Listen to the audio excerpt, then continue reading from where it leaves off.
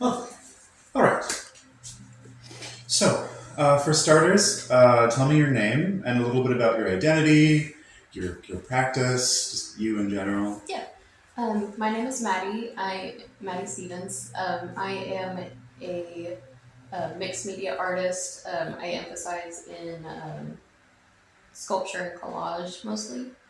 Um, I'm here in Jones, Oklahoma. Yeah. Cool. Um, let's see. I'll phrase this the way that I phrased it to Memphis. What flavor of queer are you? Oh, If you feel like identifying yourself, you don't have to. yeah. I just identify as queer, like Hmm. as like a umbrella, I guess. Um, I would say you're asking like preferences or. I mean, I leave that question open because Oh, everyone okay. has a different answer. Oh, okay. So yeah, Yeah. I like queer. Yeah. You can say Generally queer. queer. A point Don was making yesterday is like people shouldn't have to label themselves Mhm. if they don't really want to, Yeah. which I think is neat. So, what do you do for a living? Are you a professional artist or do you have another job? Yeah. I am employed. I'm a pharmacy technician Oh, cool. over at Walgreens. I've been there for probably like 5 years now. In this area? It's over in Midwest City, but about 15 minutes from here. Nice. Let's see. So, how long have you been working with visual art?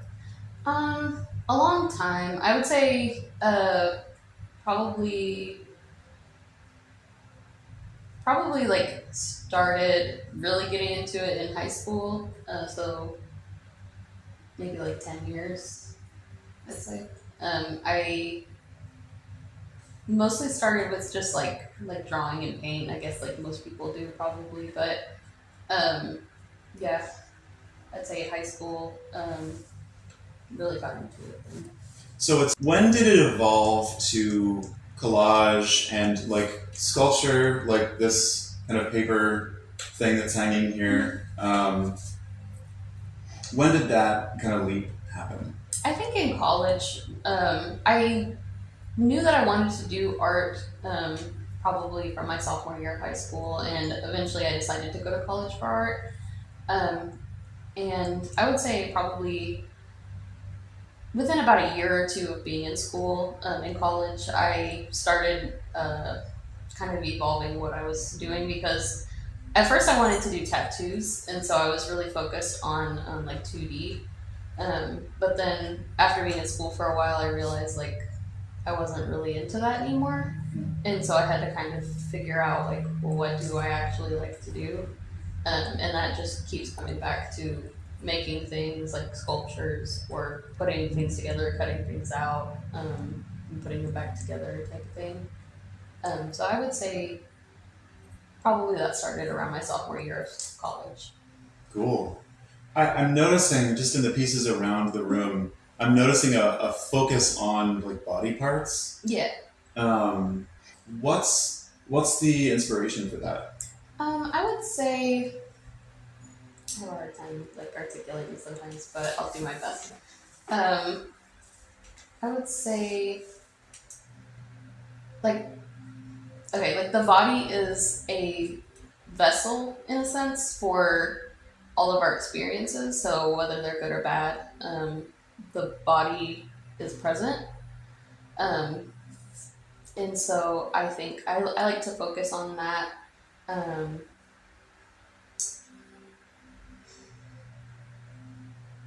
because it has to be there. But there are purposes for everything, if that makes sense. Mhm. And so, like the way that different experiences affect the body, how the body plays a role, I'm really stuck on it. Yeah, right. Is that something that you've always been fixated on, or did that also develop over time? I think definitely developed over time. I think also I've had like a hard time with understanding the body as an autistic person. I think Mm, the body is such a weird, fascinating thing because we don't always um, we don't always like understand what's going on. if that makes sense. And so I like to like pick something, like pick the lungs and say, okay, what is causing them to move the way that they're moving? What's causing them to do these things? And most of the time it comes from an experience, I guess, that's moving the way your body is feeling. Hmm. So it sounds a little bit like you very much feel like someone sitting at the like control desk of like a big body machine. Yeah. It's like, what's going on in there? And with that sort of like detachment from the body that a lot of autistic people talk about experiencing. Are you diagnosed with autism, or is it something you had to self-diagnose? I am self-diagnosed. Yeah. Currently, like working with a therapist on that. Mhm. But yeah, self-diagnosed. How long have you felt like there might be something up with you in terms of neurodivergence? Yeah. I think in the broader sense, always. Like I've heard other people explain it this way as well, but like felt like an alien a little bit. Like, Yeah. like I was just shipped here on a on a UFO or something, and I don't really understand other people. So in that sense, I would say always, but I think I started really exploring it um, probably when I was like 19 or so. I'm almost 23 now, so about 4 years ago. That's not that long to really start delving into this. Yeah. So you're very much still kind of in that self-exploratory place of like getting to know yourself in a more like, in terms of mental health at least. Yeah. Those kinds of things really are like, especially, I think they almost always happen in your mid-20s when you're like, you spend your whole life up to that point being like, I'm this kind of person. And then your 20s are like, what if you were actually this kind of person all along and didn't realize it? And like in my own experiences, delving into like mental health and even like physical disability and stuff, I found that as soon as I start to kind of open those boxes and see what's in them, my whole experience of what I'm going through starts to change. And I realize like, oh, this whole time I've actually been feeling this way. And I told myself it was that. It was actually this other thing. And like, you know, I found out that my relationship to my own mental health was one of avoidance and trying to like reframe it. What about you prior to working on this? I would say I definitely also sit in that avoidance category, I guess. Like if it had to do with my own mental health, I was kind of like, oh, let's talk about something else. Let's do something else. Like I didn't want to open the box, so to speak, Right, because there would be so many more things. Like if I opened the box, then there would be it's just a big box.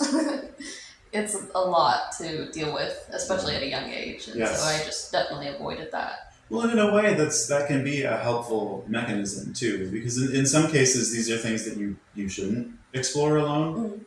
You know, like the more complicated and tangled up with like various forms of trauma something is internally, the more it can mess you up when you start to kind of poke that ball a little bit. I will check that the camera's recording. Okay. I feel like I have to baby this thing. Yeah, we're doing good. Cool. Nice. Okay, so what was your upbringing like as a person? Yeah, I would say not bad upbringing. I think pretty average in most ways. Definitely had to deal with like alcoholism in the family, I would say. So that was rough. But other than that, I mean, I guess I would say it was pretty average. I did start having like mental health issues at a pretty young age, so around like probably 7 or 8. I started like really getting the symptoms of depression. So that I think impacted my upbringing a lot. Because I don't think my parents necessarily knew what to do with that. And so it was a lot of kind of back and forth, I guess. Sure, right. Are your parents... over the course of all these interviews I've been doing, I've heard from a lot of people who have extremely conservative parents. Mm. What about you? I would say I also sit in that camp a little bit. They've kind of been a little bit inconsistent in that way, where like my dad, whenever I was first like a baby and all that, was not very conservative. Was a little bit more like, um, I guess left leaning. I don't know. But over time, and my mom was the more conservative one, but then over time they kind of switched spots, which is really odd. But yeah, she's a lot more like okay with queerness now. And my dad is like the complete opposite. Like he is very um, anti-queer, I guess I would say.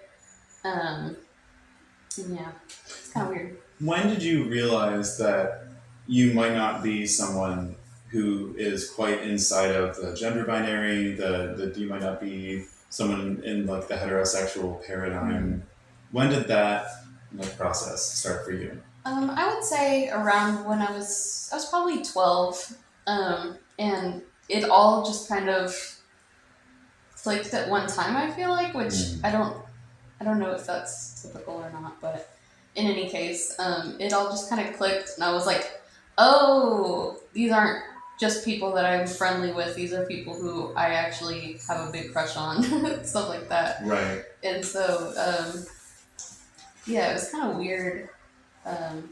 It just all compounded probably around 12. I think a lot of people go through a lot of phases too, in terms of like exploring queerness. Like, I don't think I've ever met anybody who knew right off the bat, like, I am this exact thing, this is who I like, and this is who I don't like, and this is how I feel. Especially like post kind of the great awakening of people in terms of like trans rights, sort of in the mid 2010s. Have you ever questioned your gender, or is it more of a sexuality thing? Pretty much just sexuality, I would say. Yeah. I think, yeah.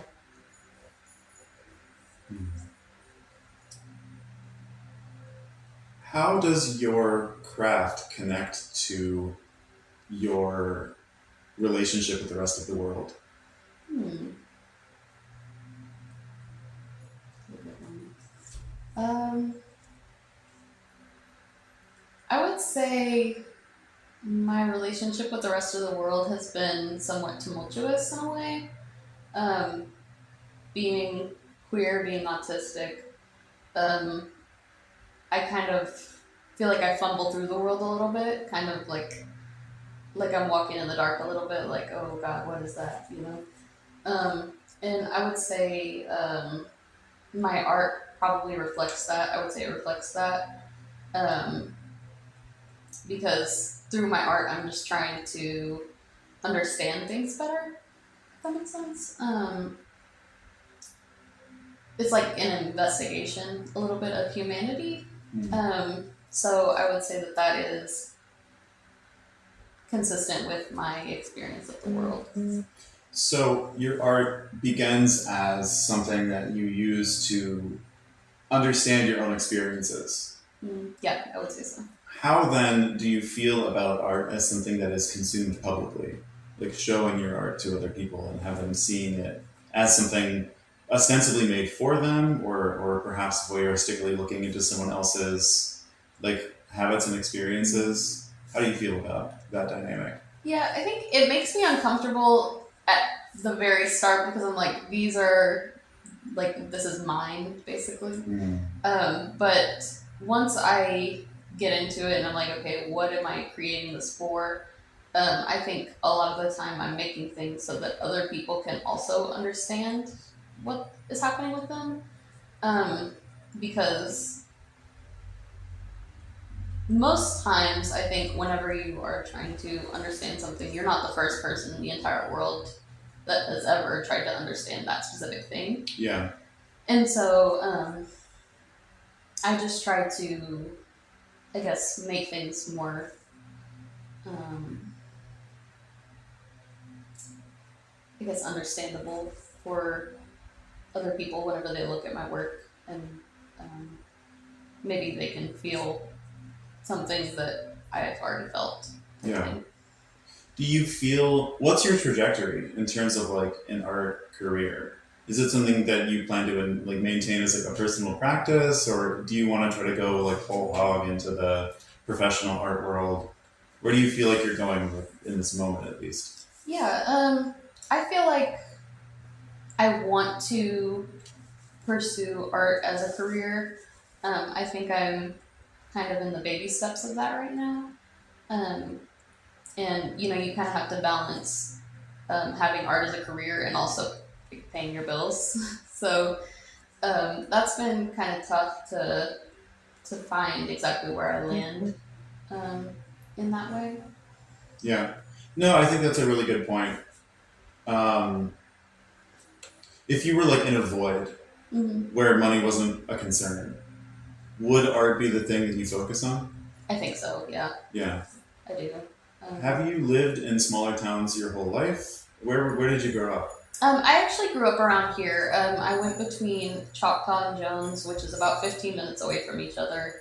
I lived in Oklahoma City for a small time, but most of the time has been in small towns. Even when I went to college, it was in Chickasha, which is not that big either. Right. And so, yeah, I've pretty much always been in smaller places. Is that on purpose? I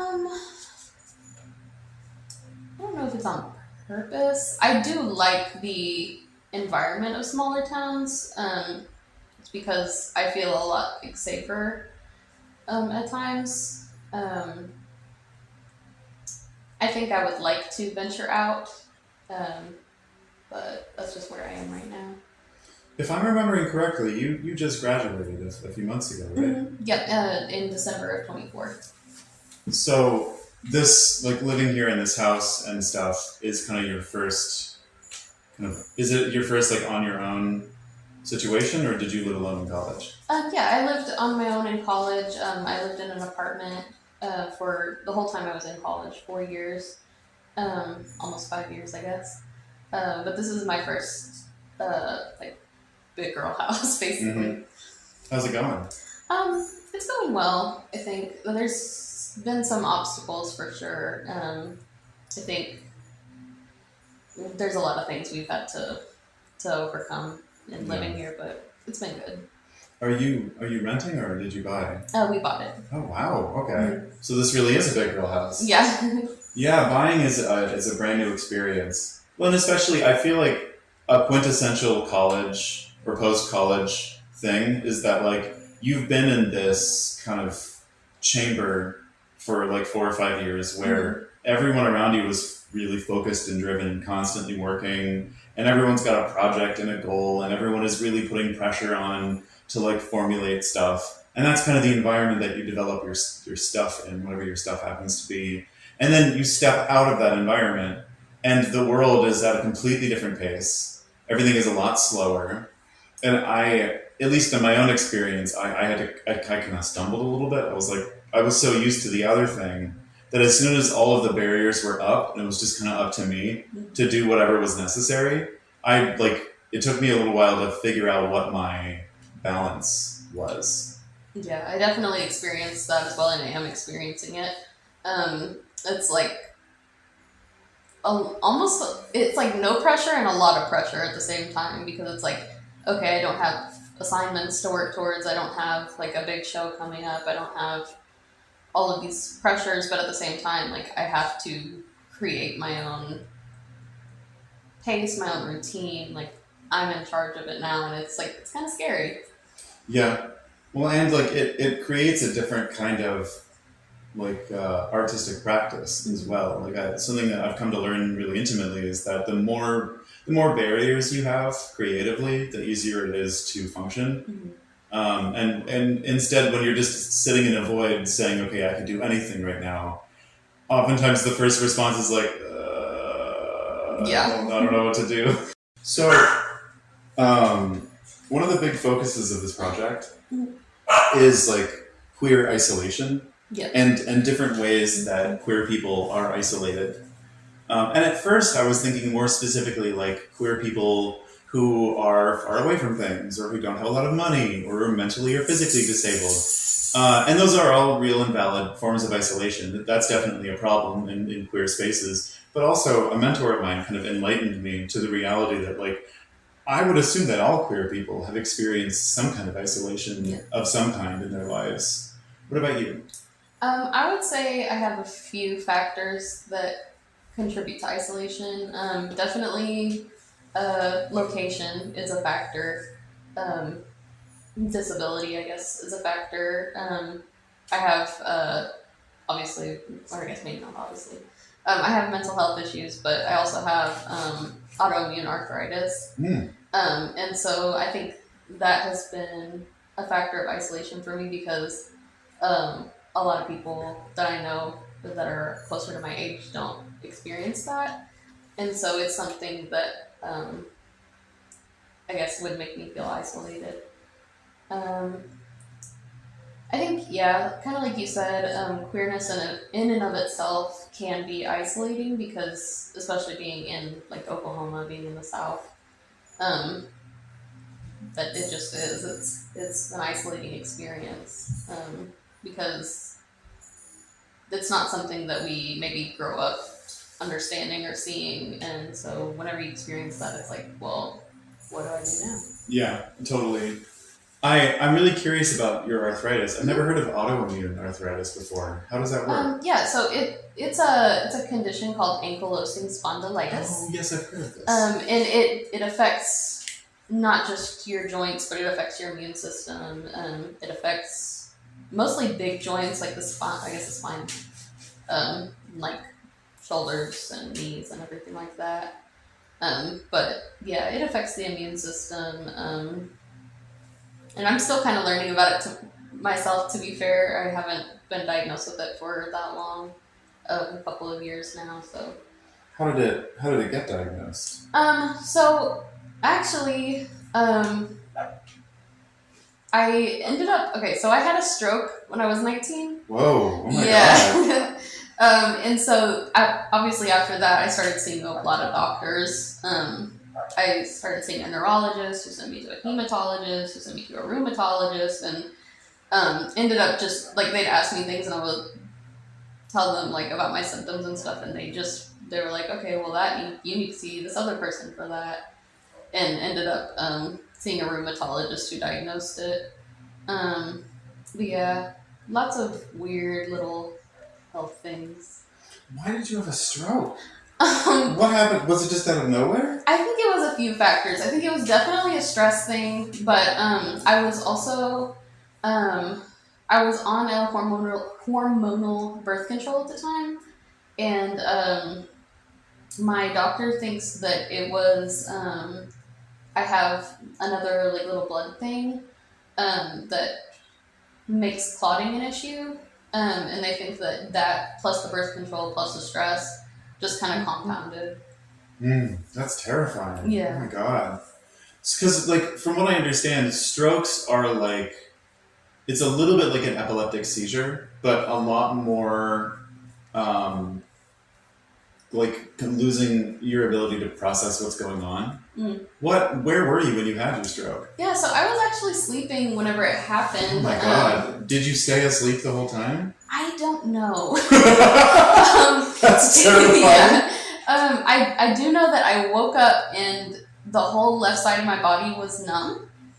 And so I ended up going to the hospital, of course, and they told me I was having a migraine and sent me home. Of course. And so I actually didn't know what had happened until I saw like two more doctors, and they did CTs and MRIs, and they were like, "Yep, you had a blood clot in your brain." Holy crap. Yeah. Oh my god. So wait, you all right, so you were asleep and you had a stroke and woke up and were like, that was weird. Why is my body numb? Something is wrong. I need to go to the hospital. Yeah. And the hospital said, you're having a migraine. Yeah, It's fine. because I started it with thinking it was a migraine, to be fair. I went home from work with like a really bad migraine, which is not unusual for me. But ended up going home, went to bed, and then woke up at like 2 o'clock in the morning and was like, oh, surprise. So it's so funny that you mentioned this because my partner Chris that you met has what we are currently referring to as his neurologist has been calling them complex seizures. I've also heard them called not seizures, migraines.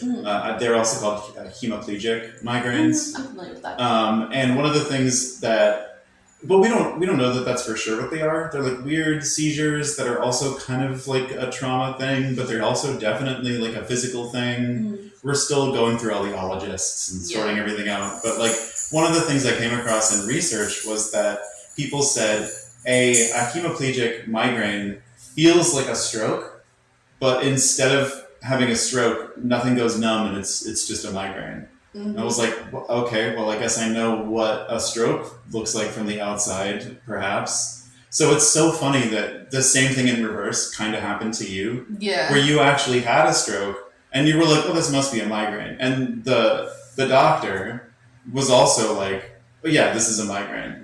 And I guess the first place I go in my head is like, well, of course, no one listens to women or takes it seriously. They're like, migraine. For sure. You're probably fine. And then you literally could have like died. Oh my God.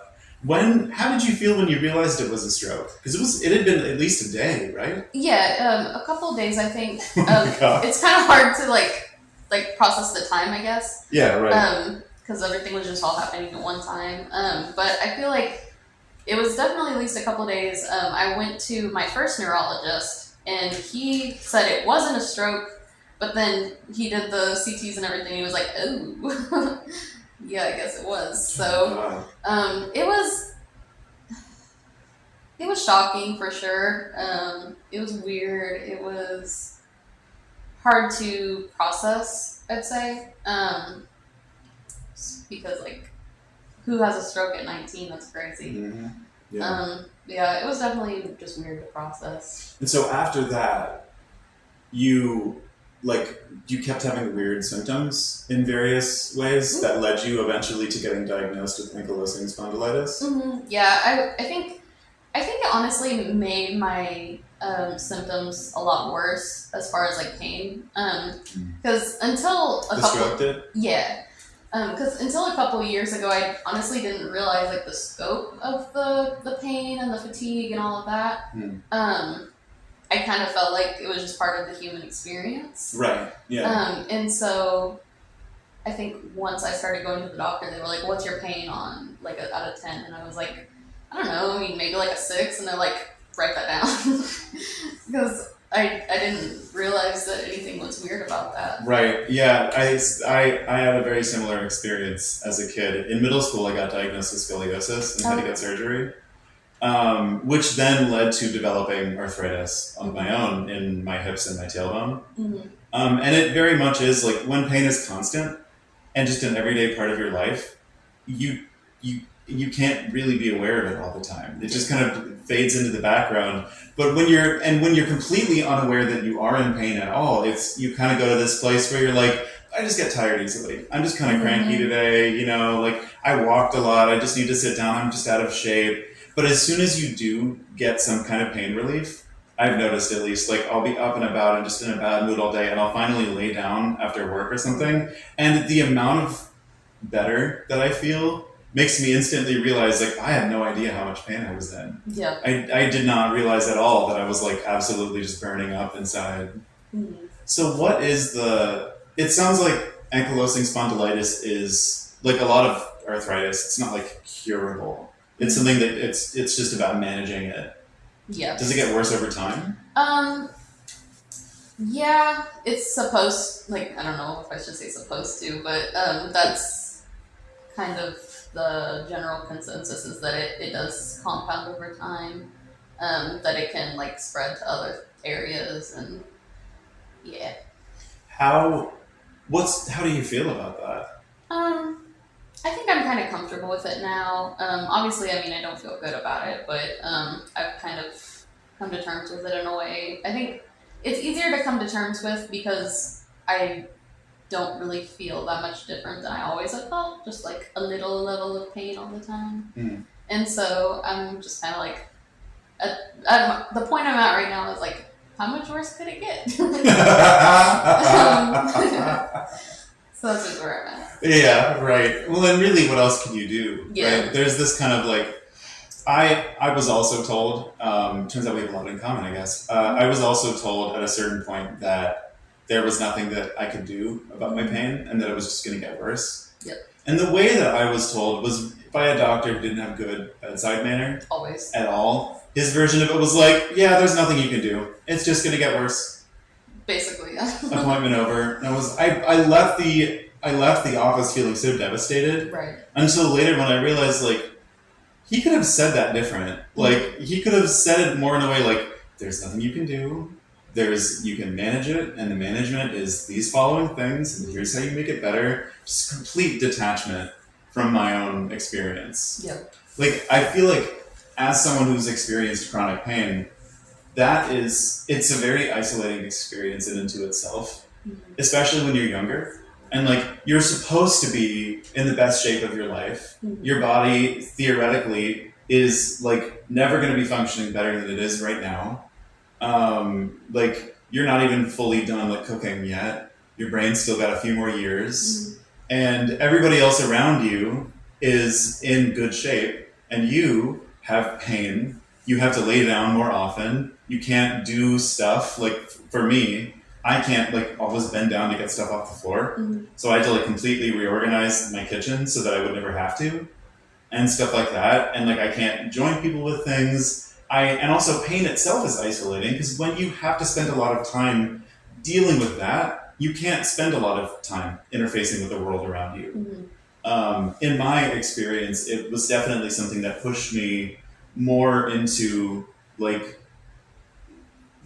parts of isolation that are like dissociating and like trying to rationalize why I had developed so much less than other people socially without thinking about how much time I had spent literally away from everybody.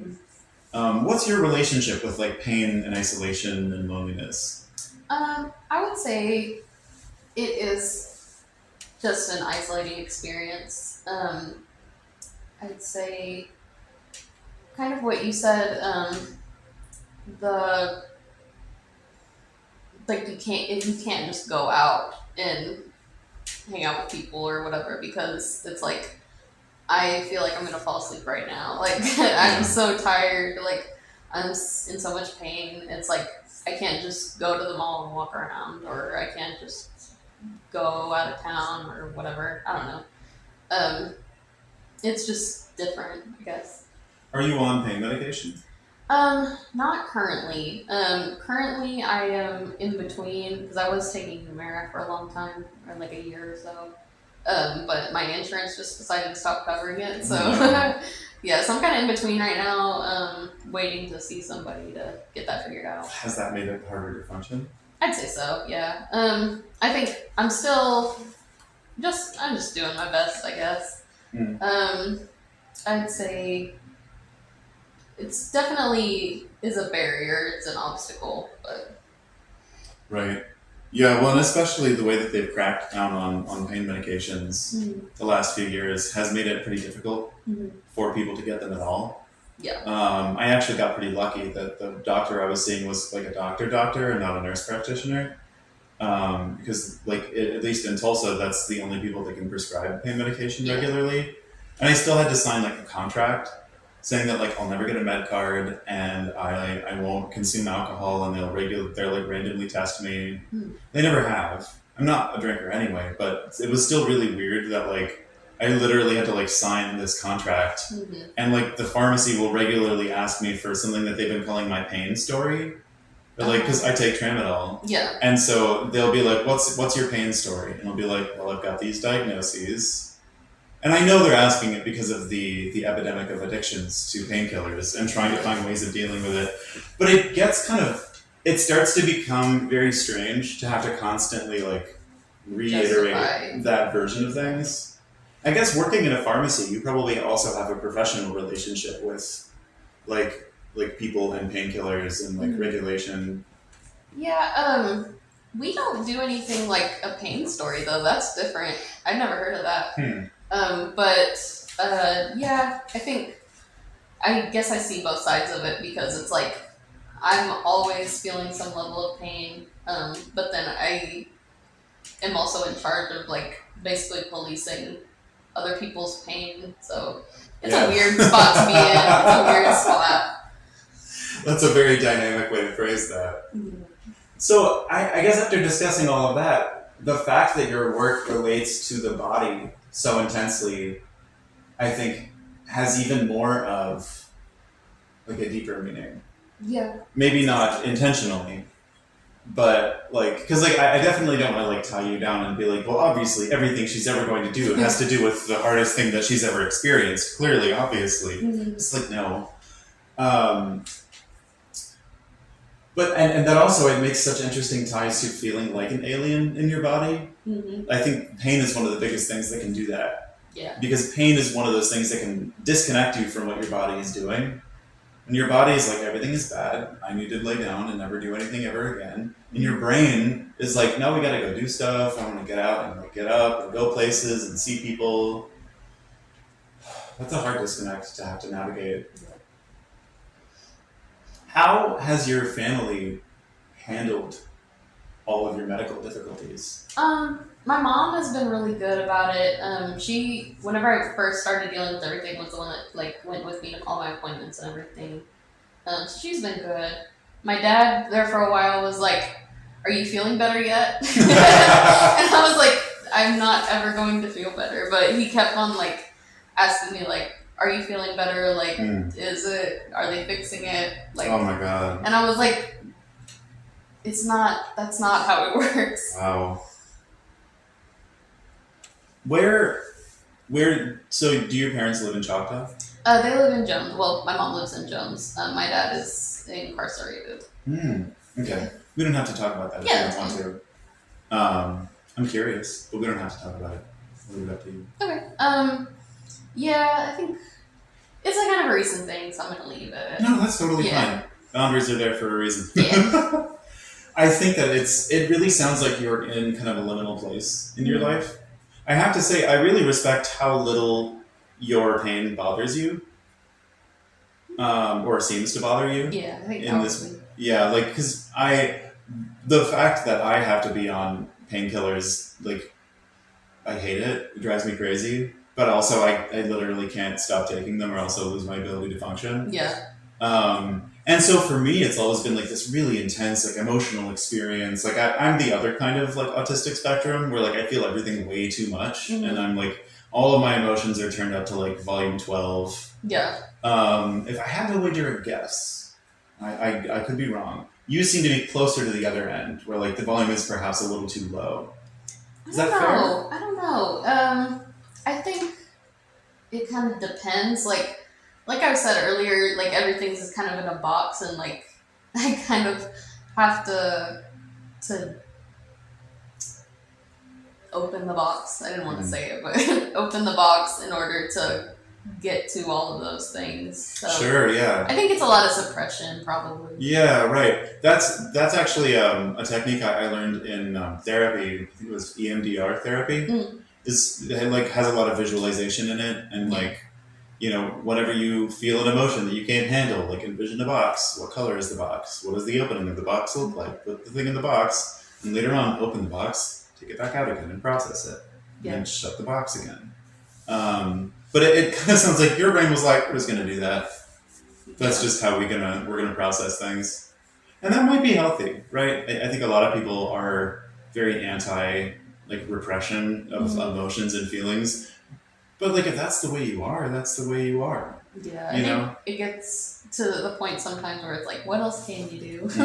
Type of thing. Yeah. Sometimes it's better to try to figure out where you are and work with that than try to get yourself somewhere that is completely alien just because everybody else is saying it's the right idea. Yeah. Not always. I mean, sometimes that is the right thing. You seem like a remarkably independent person.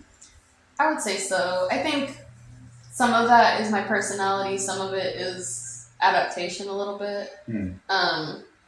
But yeah, I would consider myself to be pretty independent. What generation are you in technically? Gen Z. Okay. Yeah. Because you're probably at the older end of Gen Z, right? Yeah, 2002. Yeah. So what then is your relationship to the internet like? Oh, weird. I would say I was kind of still in that group that had like the unrestricted internet access, basically. The Wild West of things. Yeah, where everybody was still kind of trying to figure it out all together at the same time. Yeah. And so it was just kind of a collective, like, what do we do now type of thing. And so I think I could have been more supervised on the internet. I think as far as like my mental health, I think that I was probably always going to have mental health issues, but I think they definitely compounded once I was on the internet because I saw a lot of things that I shouldn't have seen in regards to mental health. So yeah, I think probably mostly negative, but these days I think it's more positive because I'm able to interact with people that I might not be able to have done otherwise. Right. What do you mean by, like, I saw things that I probably shouldn't have? Just kind of like graphic depictions of, I don't know how far you want to get into it, but like however far you are comfortable getting. Just like graphic depictions of like self-harm and like suicidal ideations, and stuff like that. That as like an 8-year-old, I probably had no business experiencing. Yeah, I think you're right about that. Well, then, like, okay, so born in 2002. So when you were 8, it was like 2010. Yeah. Yeah, that was kind of like the height of the like Tumblr era of the internet. DeviantArt still reigned supreme over everything else. Something I've noticed in like younger Gen Z people is that it's not just that the internet has always existed for them, it's that like smart technology and ease of access has always existed for them.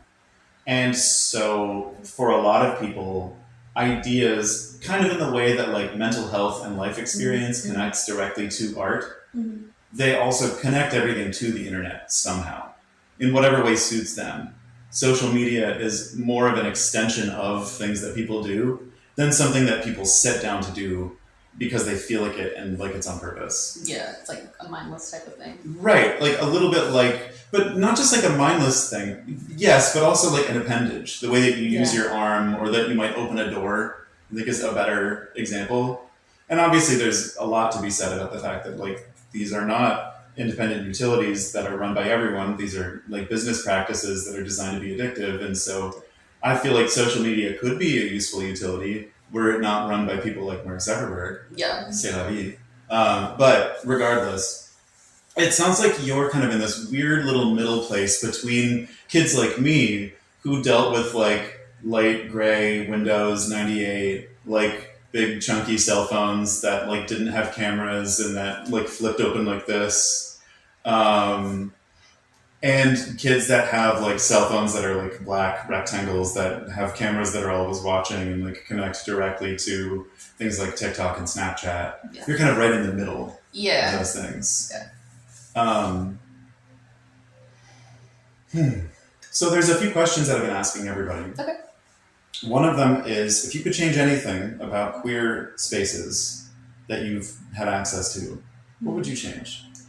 I would say the one thing, just making them more accessible.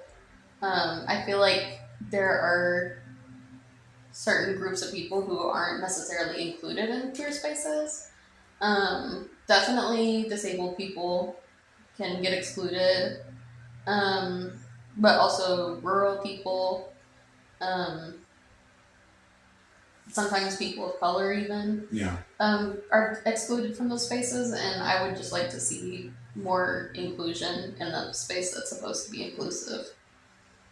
Definitely. Sure. Yeah, I mean, and there's a lot of like, something I was saying to Dawn yesterday was like, I see a lot of queer people that are in some degree of control of a queer space, whether it's like a support group or like a larger nonprofit, tend to have the same problem where they tend to assume that they know the totality of queer experiences. Yeah. And so when someone who doesn't fit that comes along, the cognitive dissonance that occurs is kind of fascinating. Like I once, for a little while, I went to this like trans anonymous like support group that was mostly older women. And one time there was a younger trans man who was in a wheelchair that came. like a motorized wheelchair. Mhm. And the questions he was asking were like, how do I navigate my transition and get my independence as somebody whose life is fundamentally controlled by his parents Yeah. and who does not actually have any say over his own like agency. Mhm. And it's been clarifying that his parents were very transphobic and not really willing to help. And instead of giving practical advice, most of them started like kind of regurgitating this very basic motivational, like you just need to like seize your power and like Seize you your just gotta be power. you. And I was sitting there like, what? Wait a minute, this is like a kid in a wheelchair. Like this kid has some sort of horrible, like not horrible. This kid has some sort of condition that is affecting his ability to function, and you're telling him to like carpe diem. Yeah. That's not helpful. The other question that I've been asking everybody is, what is a coping skill that has helped you through your moments of isolation? Hmm. I think in a way, like I'm still navigating that. I would say probably having pets. That might sound silly, but it definitely does help because even whenever I'm like in bed and I can't, oops, don't know who that is. Even whenever I'm in bed and I can't like go do anything, like they're still there. So I think that helps for sure. Mm-hmm. So specifically, something I should have asked this earlier. You dabble in a lot of different places. Yeah. You do like clay. You work with paper and like kind of stitching. I feel tempted to call it fiber art. It's not really. It's kind of a little Yeah. bit. What are the different like mediums that you are currently dabbling in? I think most recently I've been mostly interested in collage. I think I'm still expanding in that. I don't think I'll ever stop expanding. Yeah. But I'm still kind of getting into that. But that's something that's been really exciting for me. I think definitely whenever I was in school, I did a lot of casting with plaster, which I really enjoy. It just is a little bit intensive as far as like materials. Yeah. So that's something that I want to get back into.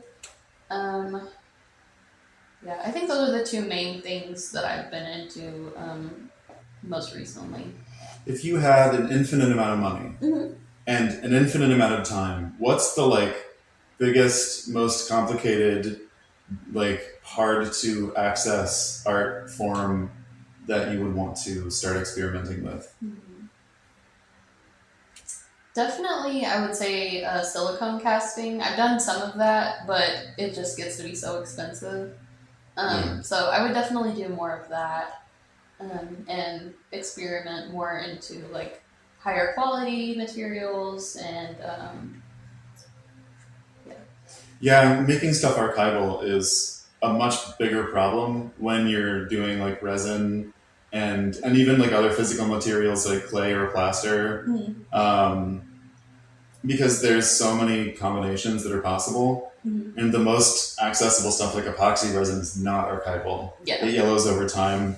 And so from the perspective of someone who's like trying to be an artist and not just dabble, and you're like, what am I gonna do about this? You gotta learn chemistry and like put all the things together. Mm-hmm.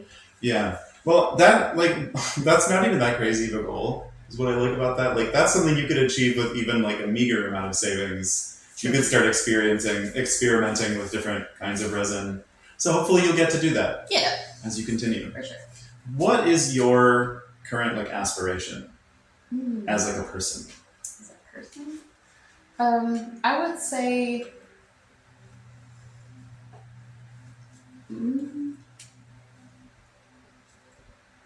probably just being able to afford to live and make art at the same time, I think is the best way I can put it. Mm-hmm. No, I like that.